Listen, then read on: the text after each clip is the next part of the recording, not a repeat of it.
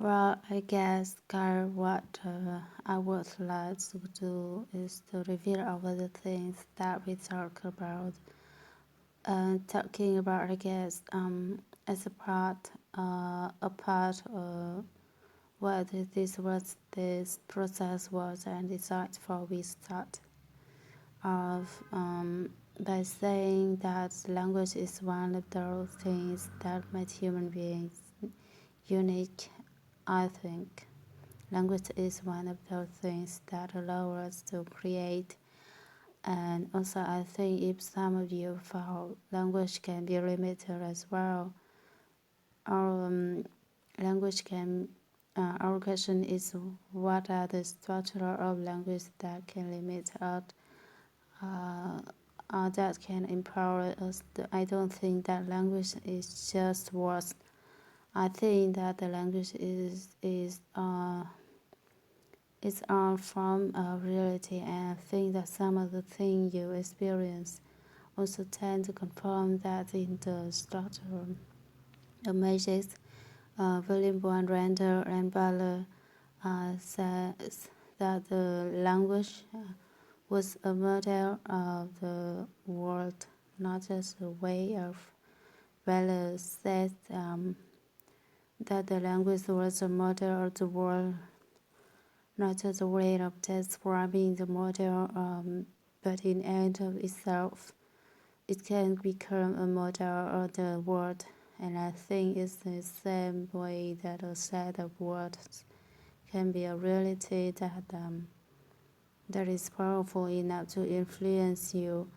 You even thought it does fit with what you see and what you feel is statement to that phrase, and that language then is in a way our language in a way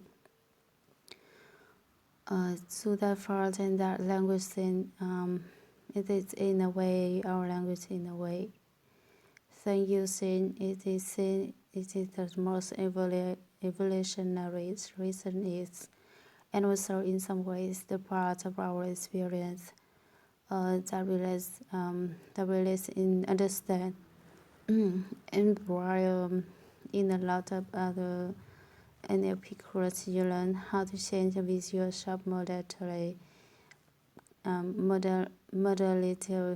modalities, and you learn sensory observation nodes skill, which I think are incredibly important, and that are going to be skills which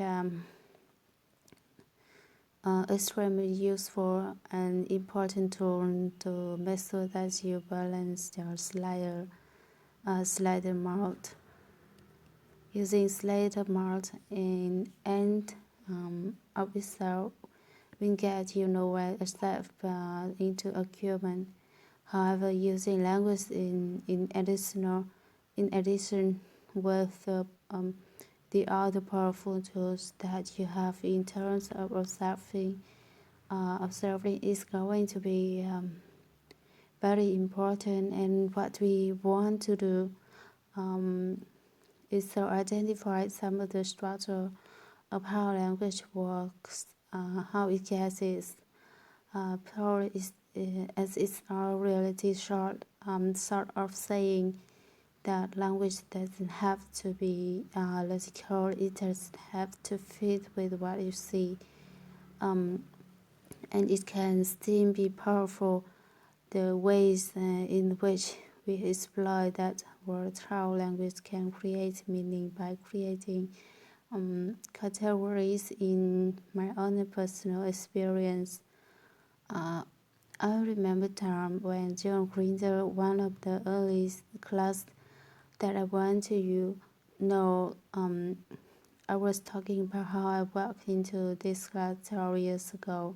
One of the assignments that he gave in the next class that I have with him was one that I will not forget. It was an assignment where he said, find something that you've never really paid much attention to before.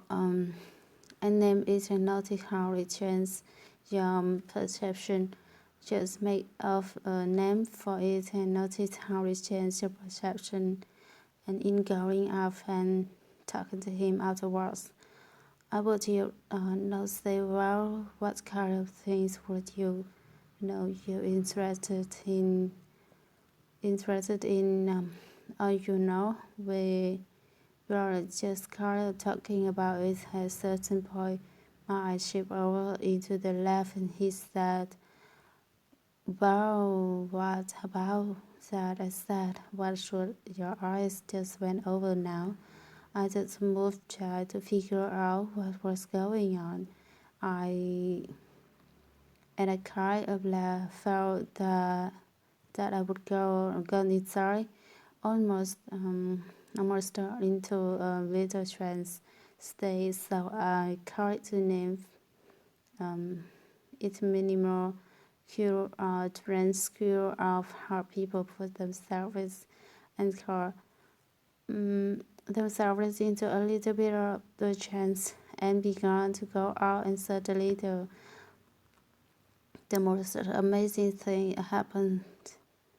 It was like a scale from my eyes, and there were so they are seeing this whole world in front of me, and that had always been there. I never noticed it until I gave it a name, and that information incidentally later developed into what is known as the NLP art movement, and it exists in Quebec. In those days, I was noticing everything that people do: snap their fingers, tap their head, click their tongue, blink their eyes. Gave me a lot of wonderful things to do in class, where if I would get bored, I could go and look at people. I noticed that somebody would be listening to the teacher, and you could see how big of the chunk of information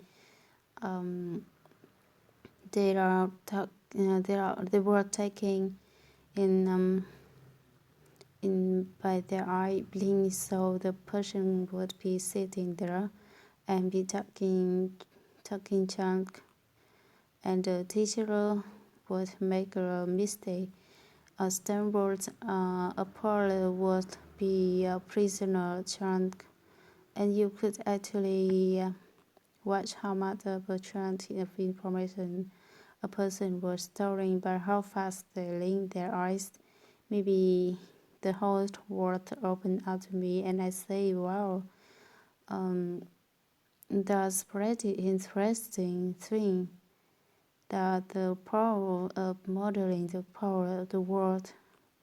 Power's language, however, is we also know that language can categorize things in ways that limit us, in ways that reduce our experience as opposed to enrich it.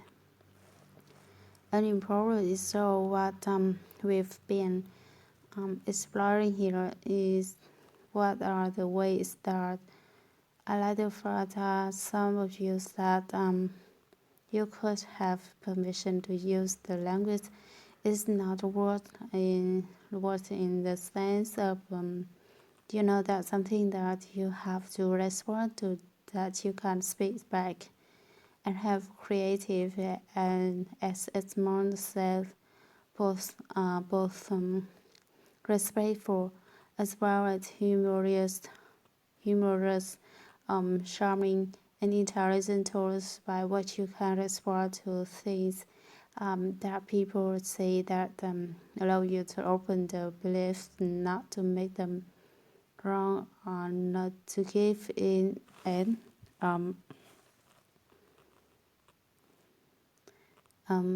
that's what matter. It's all about the kinds of thing. We explore word trends, meaning trends, of course, and how cars can get set up with language. One of the things that many of the philosophers point out is that cars that at first is not really something that you can observe in the world. You notice that two things happen near each other. But because and at first, other complete human construction, you really can't tell if something really caused something else. You can't observe it, or you can't see is that two events happen in the same space and time, and cause is actually something that you put to it, which I think is a very powerful sort of way of thinking of what language can do. When I say this cause that I've certainly made a relative, we also talked about comparing comparison to what reach compared to what we talk about the kinds of level of experience that the language can appear to the different language levels of being, whether its specific behavior capabilities, identities we've gone over some specific patterns for how to accomplish some of the kind of empowering chance opening chance. The fact that the number you mentioned humor, I think is good because humor is a state that occur when suddenly you learn something. One of the most fascinating thing I remember about watching most Fed and Kurt's work. He pointed out that when people really learn something, like if you were to use everything in video, we're working with a tribe. This is an interesting thing about police who have celebrated lesbianism, and it's like world being pulled over together, like they rub together. He couldn't work very well. Three different surgeons had told the parent that the only way to deal with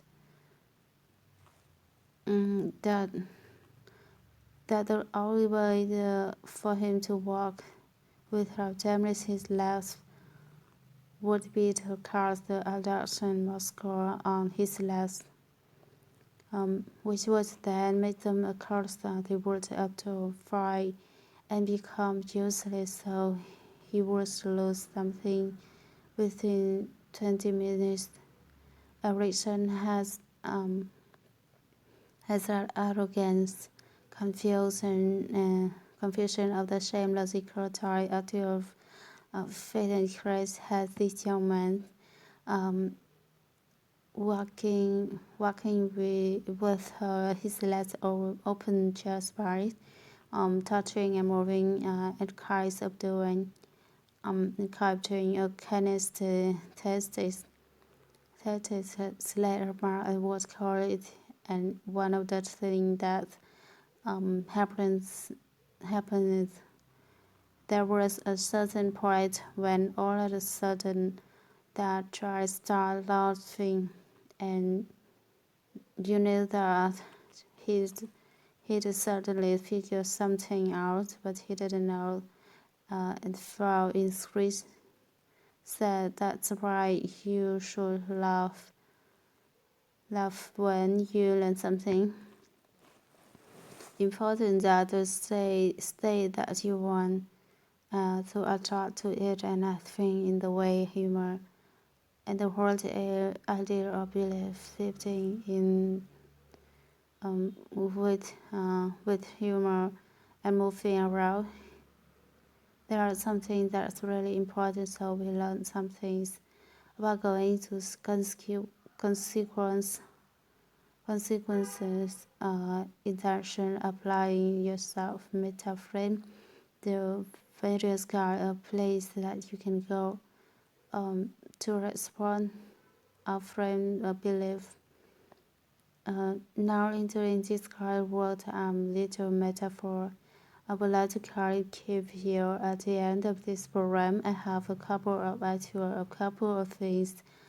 I would like to summon this first one is a metaphor about the young fellow who was learning dropping, and he went to studying dropping. He had this very minute was dropping with something was really important to him, because he thought that dropping was one of the whole thing was kind of an expression of what was really fully creative in people. For example, you talk something that was a dream, a complete idea in somebody's mind, had a physical existence that was over, and you represent if you made a map out of it.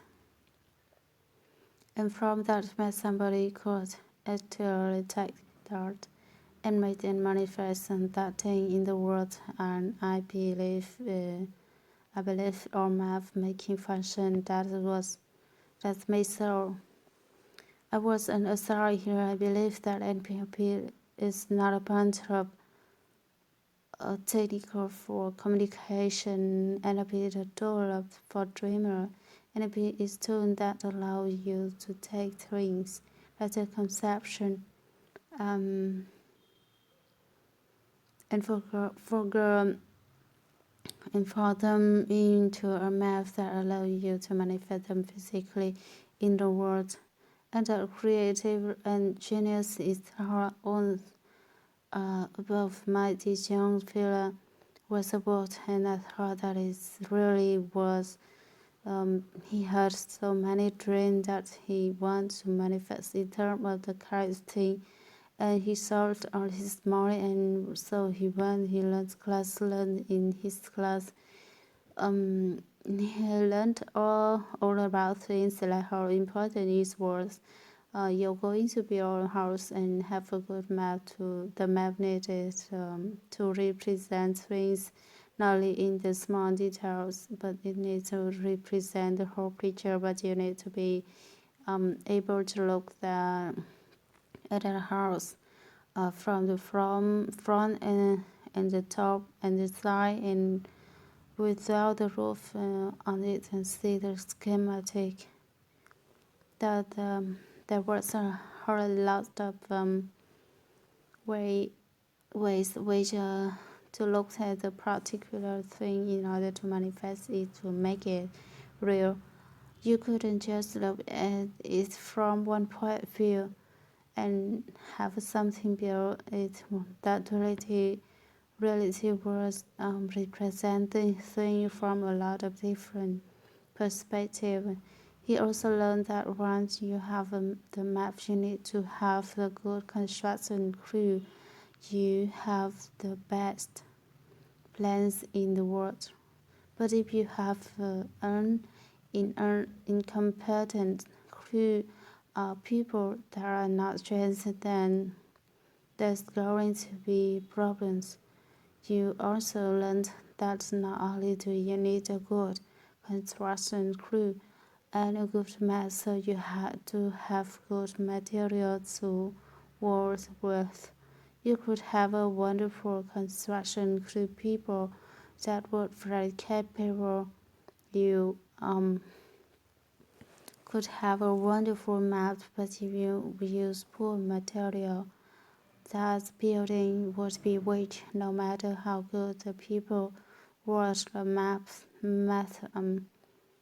was, and also that the environment was important. If the people in Los Angeles are learned, you can build a wonderful building right on the fault light, and the words will fly forth with your construction, and so he learned all about the things that, and they realized the relationship of how to put all of the things together to decide on and all of the different perspectives and different issues and different elements. And when it came at time at the end of the class for him to take his final words, so excited, he built the biggest dream that he had. He wanted to really so his thing is so much that he learns.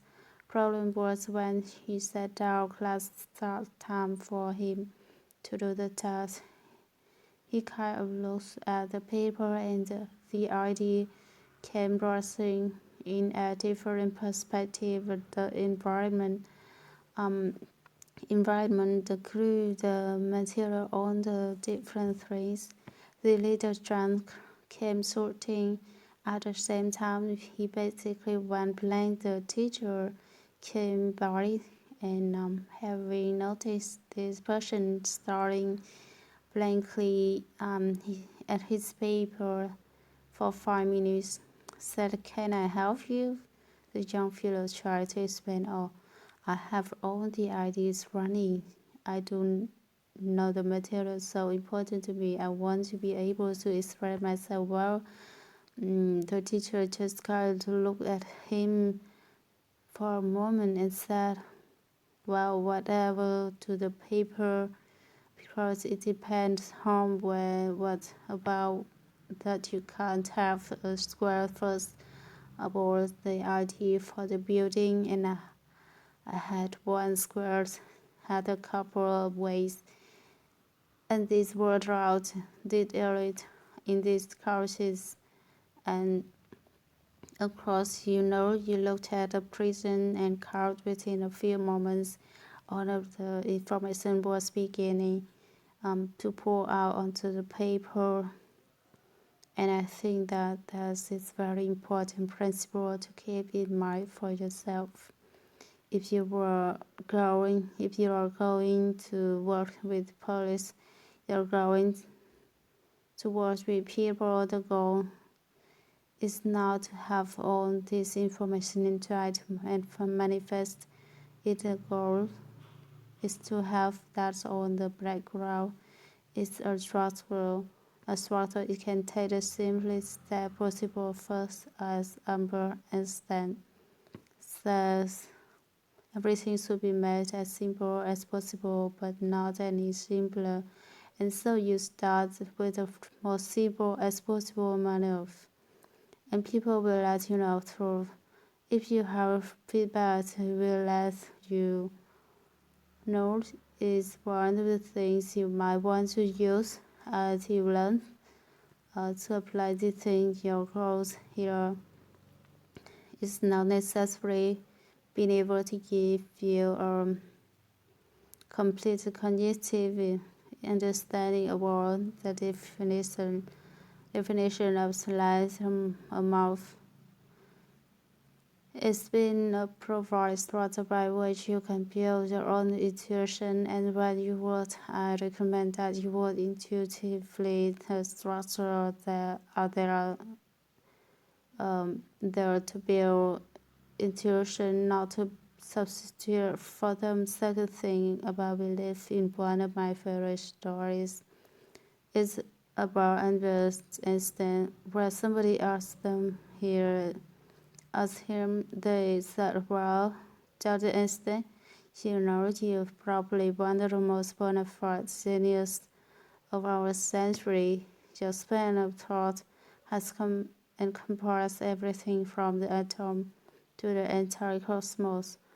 You're a humanitarian, a scientist, or a great thinker. That is the most important question.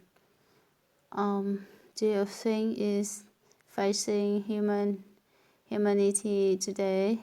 Einstein kind of look up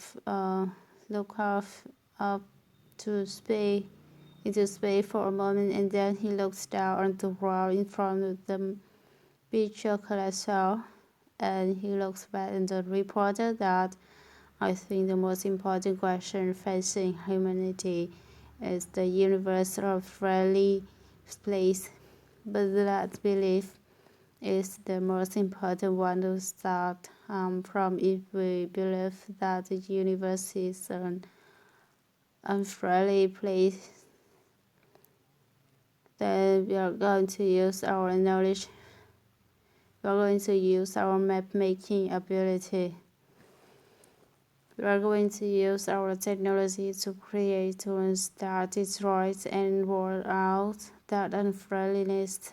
If you believe that the universe is just decades of that it is neither friendly nor unfriendly, then you are victim on the top of the dice. Of there's no meaning. I mean, if you are just kind of getting by and you have a random existence, it doesn't matter what you do and what you're told. If one of the other hand, you believe that the universe is a friendly place, then you're going to find is that you are using your map with analysis, your knowledge to create tools for understanding that universe cause it's to understand the structure that you will have safety and power. So belief in that is friendly just means you are automatically safe. You don't need power. You don't need to protect yourself. But if you believe with friendly understanding will come through protection. Protection comes our standing force. And as kind of at the end of the program, like this, I think it's sort of important. I have some of my own personal kind of personal thing that, and we talk about Sleight and really it is really that, and I know it's myself. The idea of belief and the idea of have some of the levels to go to a restaurant is very important to him. Many of you know I work with beliefs in health, and a number of you know he's either from seeing the TEF or hearing me talk about it that my mother has cancer of recurrence of breast cancer about 5 years ago and would have very poor prognosis.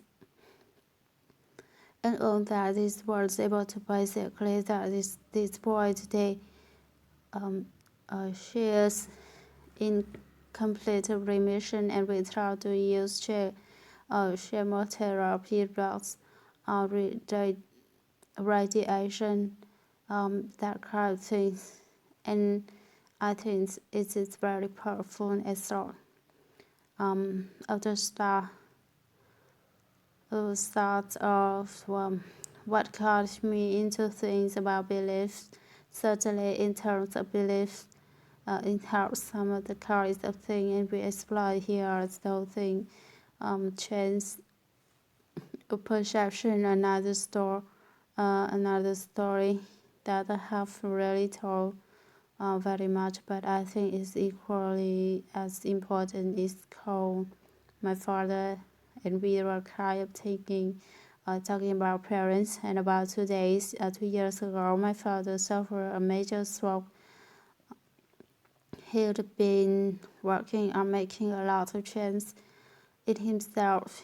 He'd smoked for a number of years, and quit smoke, was losing weight, was finally he talked about being successful in business. He'd always was a patent and attorney, had always worked for other people.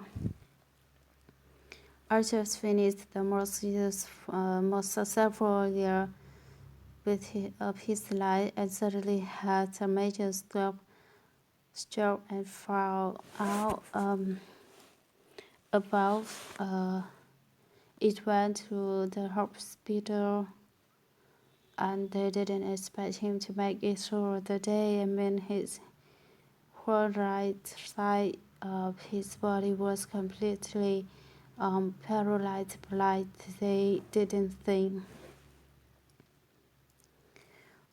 that he was conscious, and we all got in there, and I tried on the various things, pacing, eyeliding, and using belief, and he survived the first day, and they brought this miracle quite interesting, but the particular kind of issue that he had was when you have a that big stroke, your body tried to heal this and product listen. When you try to heal this, you start to swell. Swelling is a part of healing. A problem with the brain is the sin. Since it's inside of a nice bony box that doesn't scare. They can't board. You swell, your skin swells, but your brain your school doesn't do that, so it's like to push your brain out through us. This will push it out through the bottom part in school, which makes all kind of terrible thing happen in your body. Doesn't regulate right anymore, and all kinds of thing anyway to make an interesting long story short, after 4 or 5 days being up all night, trying everything I could think of, and working there came a point where we want to be able to get some kind of sight from my father. He was conscious because they keep kind of saying that he's not paying any attention. Interesting thing happens. All of a sudden, it's asking my sister, my mother, and I worked there.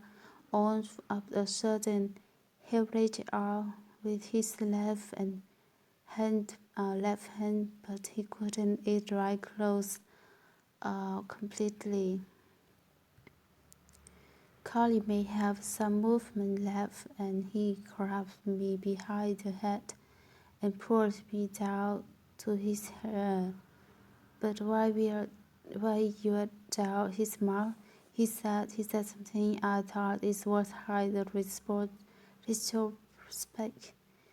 It might have been I don't know, but then in the situation where this was a demand that was made. My father was a big man. You look like me, and the stature in the sense he would bear stress people. A person, huge person here. He wasn't any bodily functions was so impaired. He couldn't urinate on his own blood or supposedly unconscious. He began to feel rather to the left hand, and he grabbed my sister's hand. I couldn't see and completely his body just to show, and he put that on top of his head, and then he reached around and he grabbed my mother's hand. And he put her on the top of her and grabbed my hand, and he put her on top of his, and he put his on top of all of them, and that was basically the last conscious act that he had before his brain died, basically. And and when you get down to the question of the universe a friendly place or not, we did have to decide while we keep the life support or not. And that's where I tell you that you are not going to be able to load into your checkbox and decide where should we should be let reach. We keep the radios or life support apparatus are, you're not going to be able to look for somebody assessing crew or representational system. There's only one place that you go to do. And that's going to be to what you believe about the world, and that is where you find that the question about the universal friendly place is something that's not just by the mouth, it's something that is going to resonate on through you and through the universe. Do you want to speak? That way he did decide to take a Paris out, and they were afraid that maybe he would keep living. He would quite a thing, however, he died quite peacefully. And when I think about it, I think about, well, I believe in health. And on this thought that what you wonder, okay, within the universe, a friendly place, is this crazy? If this was it, and for my own part, I think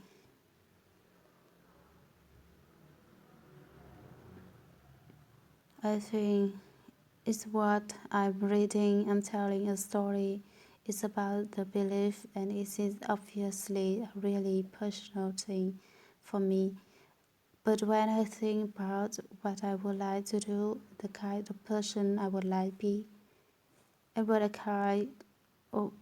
I would like to use my belief skill or my NLP skill, are all the things that I have learned in life if your heart is good, and the presence of mind and the ability to do what he did in the last moment of my life with my body broken and my consciousness basically owned but gone. That would make it all worth it.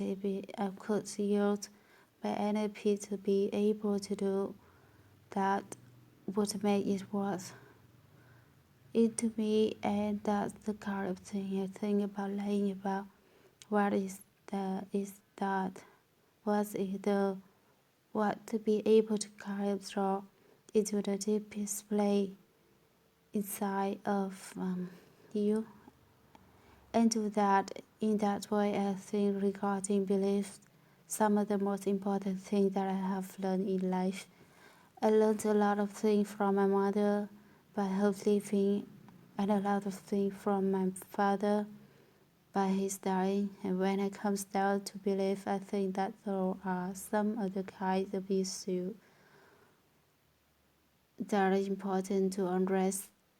And as you take the two outside models and you think about belief, that they mean in terms of what, that they mean in terms of belief, I think that you might find in the hope that maybe you find someday that some belief thing that you've learned, he or some structure, some understand, can help provide you with a way to utilize to accept, to deal with the situation like that, and to learn from them in the most full ways they are possible for you. I want to thank you for all the participation in this Sleight of Mouth.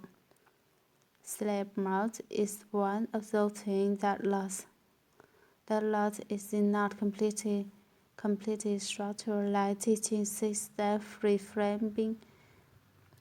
So it involved a lot of work on the part, and I appreciate you being willing to put out that effort, and I hope that you get back in full proportion of amount of effort that you put into this term of result of learning and transit for the site, so on. that, I would like to say thank you and good night. And maybe we will meet again.